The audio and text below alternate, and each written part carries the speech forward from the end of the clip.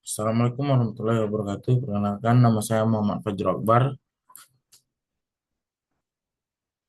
Saya dari jurusan Sistem Informasi Universitas Riau yang menjelaskan beberapa etika dalam profesi IT. Itu adalah integrasi etika profesi IT dan adab Islam dalam bermedia sosial.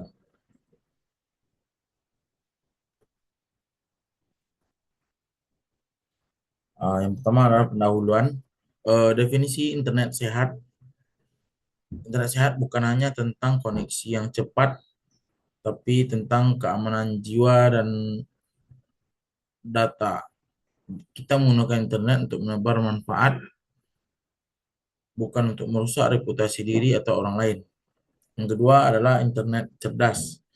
Menjadi cerdas berarti memiliki filter di otak kita. Kita tahu mana yang hoax, mana yang fakta, dan kita menggunakan waktu kita untuk hal produktif, seperti belajar atau bekerja.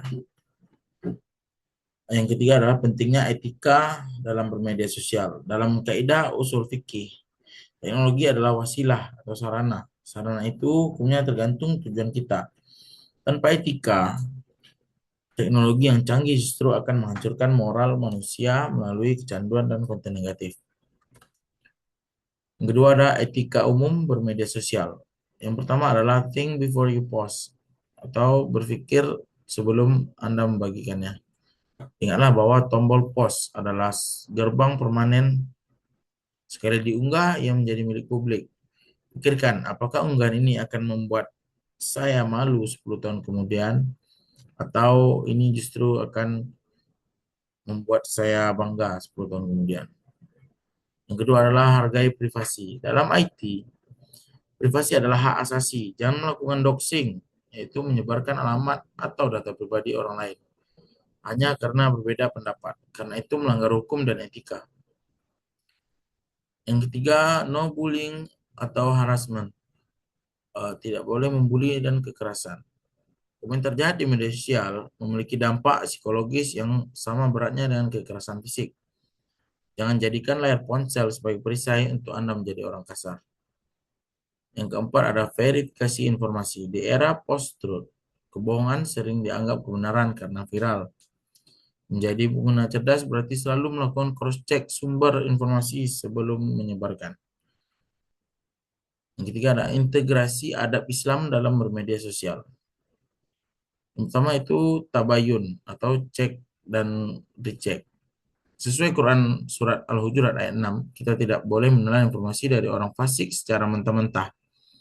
Tabayun adalah proses validasi data agar kita tidak menimpakan musibah kepada orang lain karena kebodohan kita. Kemudian kaulan ma'rufah, berkata baik. Benar saja tidak cukup. Dalam Islam, kebenaran harus disampaikan dengan cara yang pantas. Hindari kata-kata kotor atau caci maki meskipun kita sedang membela kebenaran. Kaulan sadida, berkata benar. Ini adalah prinsip integritas data. Informasi yang kita sampaikan harus akurat, tidak manipulatif, dan berlandaskan fakta yang nyata. Menghindari gibah digital. Mengetik keburukan orang lain di grup WhatsApp atau kolom komentar tetaplah gibah. Media sosial bukan tempat menguliti aib saudara kita sama muslim. Menjaga pandangan, gadul pasar. Di dunia digital, pandangan bukan hanya mata, tapi klik dan pencarian kita. Menjaga pandangan berarti menjauhi algoritma yang menggiring kita pada konten yang membuat aurat dan maksiat. Amanah ilmiah. Plagiasi adalah bentuk pencurian intelektual. Mencantumkan sumber atau meretweet dari sumber asli adalah bentuk penghargaan terhadap kerja keras orang lain. Yang keempat adalah etika profesi IT dan tanggung jawab digital. Yang pertama itu confidentiality atau kerahasiaan.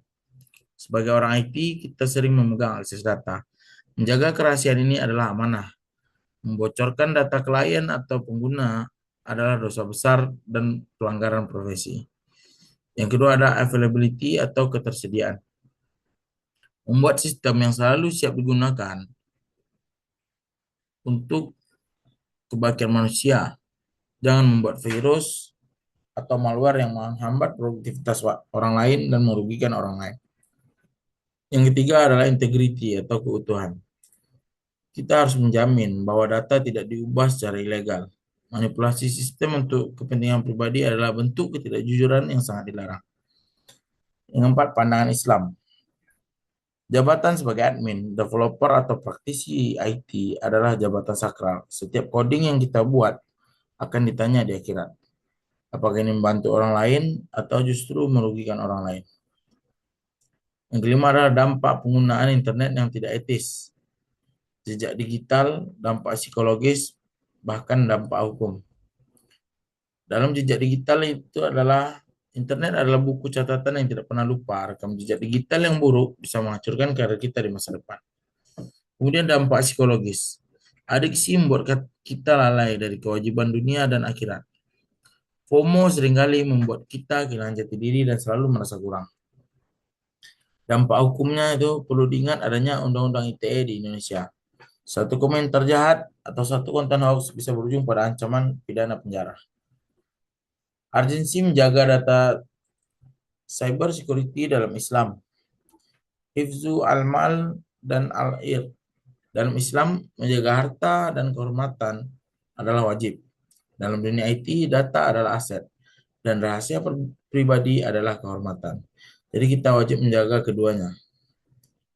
Kemudian perlindungan data, membangun sistem keamanan yang kuat seperti enkripsi atau firewall, bukan hanya tugas teknis, tapi pengamalan adab untuk melindungi saudara muslim dari kejahatan cyber.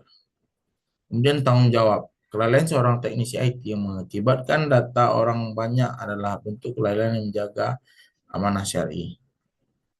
Yang ketujuh adalah dakwah kreatif di era digital. Ada digital jihad, visual dan konten, kemudian optimasi manfaat.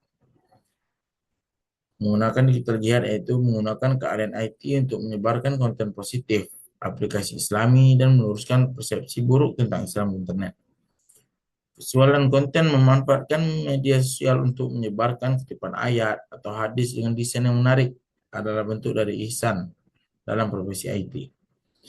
Membuat konten yang solutif bagi masalah umat sehingga internet benar-benar menjadi saksi kebaikan kita di hari kiamat. Kesimpulan dan implementasi itu adalah yang pertama adalah menjadi sebagai ladang dakwah. Jadikan akun kita sebagai timbangan amal. Setiap status yang membuat orang ingat Allah atau belajar ilmu baru akan menjadi amal jariah yang terus mengalir meskipun kita sudah wafat. Cerdas dalam menyaring, ya jadilah seperti lebah yang hanya hinggap di bunga dan menghasilkan madu. Jangan menjadi seperti lalat yang mencari kotoran dan menyebarkan penyakit di mana-mana. Moto itu adalah karakter asli seorang terlihat dari apa yang ia ketik saat tidak ada orang lain melihatnya. Itulah akhlak yang sesungguhnya. Ketikanmu adalah cerminan akhlakmu. Referensi yang saya ambil adalah yang pertama itu adalah referensi melalui dari Al-Quran terhadap prinsip tabayun yaitu Quran surat Al-Hujurat ayat 6, prinsip kaulan sadida Quran surat Al-Ahzab ayat 70, larang gibah dan menjaga privasi Quran surat Al-Hujurat ayat 12, etika berkomunikasi kaulan ma'rufah Quran surat Al-Baqarah ayat 263, menjaga pandangan gadul basar Quran surat An-Nur ayat 30, pertanggungjawaban perbuatan itu adalah Quran surat Qaf ayat 18. Kemudian ada beberapa hadis sahih yang menjadi referensi saya itu adalah tujuan akhlak hadis riwayat Al-Baihaqi, kemudian definisi muslim sejati hadis riwayat Bukhari dan Muslim, larangan menghina hadis riwayat Bukhari, pahala jariah hadis riwayat Muslim, ciri-ciri orang munafik hadis riwayat Bukhari. Sekian beberapa informasi yang dapat saya sampaikan. Mungkin lebih dan kurang saya mohon maaf. Jika ada kesalahan mohon diluruskan. Sekian dari saya. Wassalamualaikum warahmatullahi wabarakatuh.